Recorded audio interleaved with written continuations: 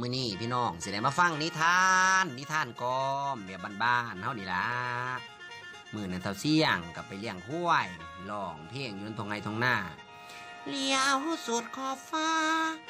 มอเห็นหน้าน้องมาเคียงไกลอายยืนห้องไห้น้ำตาไหลใส่หัวควายประสันโอ้ยกระจูงควายไปร้องเพลงนำคือน้องผู้สาวเฒ่าเสี่ยง จูงไปจูงมากกับมัดขวายไว้อยู่ตรงหน้าสิพี่น้องเอ้ยมัดไว้แล้วก็นั่งแง่งกลนขวายมันเป็นจังไงวะปูมือกูขึ้นหอยซ้ำฟ้ามือคนมาจันเอ้ยจังไงเนาะจันมันเป็นยังวะปีงคบก้นขวายกูบ่จันเนี่ยนั่งแง่งแล้วข้านเข้าไปได้บัดนี้พี่น้องข้านเข้าไป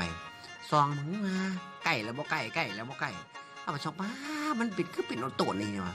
มันเป็นยังเนาะนี่ถ้ากลนควายอยู่เนาะว่าเลยต้องเสียวผลงานมากเดี๋ยวไปเห็นเสียวมาห้ามันเห็นยังมันกุกกุกเกะอยู่หันเห็นยังเนาะเห็นเนาะมึงเห็นยังวะเบิ่งมาห้าเนี่ยมันเห็นยังคนเดียวมันกูจะเข้าไปเบิ่งมันเบิ่งย่างไปเจ้าไม่ได้เจ้าบางเนี้ยกูนี่ไว้นี่บางนี่มาเจ้านี่กูเบิ่งกลนควายกูเป็นยังวะคนโตนกูแต่ปีงคบมันนี่เจ้าดีเห็นบ่ได้กลนควายกว่าคือปีงนี่เป็นแงมได้เจ้าเป็นแงมคนโตนอยู่ในกลนควายมันเห็นบ่เจ้าเห็นบ่หันอุ้ยบักมึงมันนั่นมันมีควายบ่แม่นปิงครบควายโอ้ยมองว่าผสมพันธุ์นั่นมึงเบิ่งหันโตนอยู่หั่นมึงบ่เคยเห็นซะบ่บักมึงเว้าเลยกันโอ้ยแม่นบ่ซั่นโอ้ย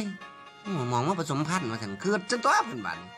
คือโอ้ยมองว่าผสมพันธุ์อยู่มองนี้เนาะคือว่าอยู่พื้นท้องว่าแม่นโอ้ยข้านเข้าไปก่อนว่าซั่นเด้โอ้ยลูกปากลูกพ่อตัวเพิ่นฮู้จักมองว่าผสมพันธุ์เฮ้ยเจ็ดกูก็คักบัดนี้ควายกับควายแต่เว้ยว่าซั่นคิดบ่หลีบ่หลายเด้กับควายบัดนี้ข้านเข้าไปพี่น้องข้านเข้าไปซ่องเอ้ยสีควายซะบ่ซั่นเด้คิดบ่ดีบ่หลายพี่น้องกับควายนี่เฮ้ยแฮงเบิ่งแฮงขึ้นว่าซั่นเนาะถ้าควายตู่นอนบวกอยู่เฮ้ยมึงเฮ็ดเบิ่งเมียกูเด้อกูส่วนมึงใส่แตกเด้อมึงอย่าเฮ็ดเมียกูตุทีบตุแดนเด้อตะควายเถิก